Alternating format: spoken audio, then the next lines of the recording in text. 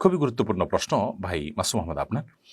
আমরা জানি যে দুনিয়াতে কোনো মুসলমানের অধিকার যদি আমরা কেউ নষ্ট করি, মৃত্যু হয় আমাদের, তাহলে কিয়ামতের ময়দান ইয়াউমুল জাযাতে প্রতিদিন দিবসে ইনশাআল্লাহ বিদিল্লাহ তার বিচার আল্লাহ রাব্বুল আলামিন করবেন। এবং আপনি কারোর অধিকার নষ্ট করেছেন, তাহলে আপনার নেকামল থেকে সওয়াব থেকে তাকে সমপরিমাণ সওয়াব দিয়ে আপনি দায়মুক্ত হবেন।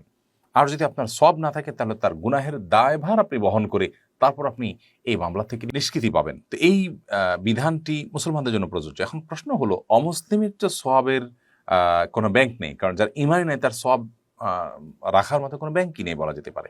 তাহলে সেক্ষেত্রে অমুসলিমের অধিকার নষ্ট করে মারা গেলে তার বিহিত কিভাবে হবে? এর উত্তর হলো যে অমুসলিম তো মানুষ, যদি প্রাণীও হয় আর কোনো প্রাণীর অধিকার নষ্ট করে তাহলে তার বিচার পর্যন্ত আল্লাহ রাব্বুল আলামিন করবেন। আমরা জানি কিয়ামতের দিন প্রাণীদেরকে আল্লাহ তাআলা কোনো বিষয়ে জিজ্ঞাসাবাদ করবেন না। এমনকি তারা কি খেলো, কোথা থেকে খেলো, হালাল হারামের বাছ বিচার তাদের জন্য নেই। কিন্তু একটা প্রশ্নের উত্তর তাদেরকেও দিতে হবে, তা হলো কারোর প্রতি তারা জুলুম করেছে কিনা। যদি করে থাকে তাহলে তার প্রায়শ্চিত্ত তাকে করতে হবে, তার শাস্তি তাকে ভোগ করতে হবে। দেন তার যে পরিণতি সে দিকে সে যাবে, অর্থাৎ তাকে মাটি হতে বলা হবে, মাটির সাথে সে মিশে যাবে। তাহলে প্রাণীদেরকে পর্যন্ত পারস্পরিক অধিকার নষ্ট করার জন্য বিচার মুখোমুখি করা হবে। সেখানে অমুসলিমের প্রতি আপনি অন্যায় করবেন, সে তো মানুষ, তার কোনো বিহিত হবে না, তা তো হতে পারে না, অবশ্যই বিচার হবে। এখন প্রশ্ন হলো কিভাবে হবে?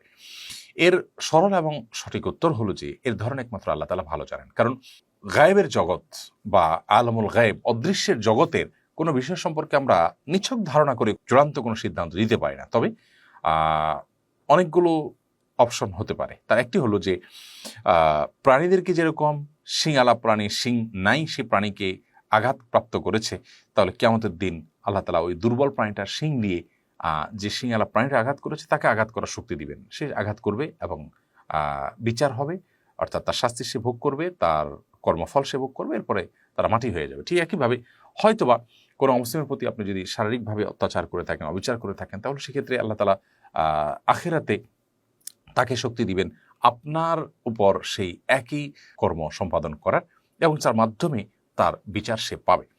আবার হতে পারে যে তার যে গুনাহ, তার যে পাপ, এই পাপের বোঝা আপনার জুলুমের অনুপাত হারে আপনার উপরে বর্তানো হবে এবং সেটার সাজা আপনি ভোগ করতে থাকবেন। আর তার যে পাপের বোঝা সেখান থেকে কিছুটা হলেও কমলো, জাস্ট এটুকু। কিন্তু সে যদি বেঈমান হয়ে মারা যেয়ে থাকে তাহলে অন্তর্মুখী জাহান্নাম থাকবে, সেটি ভিন্ন বিষয়।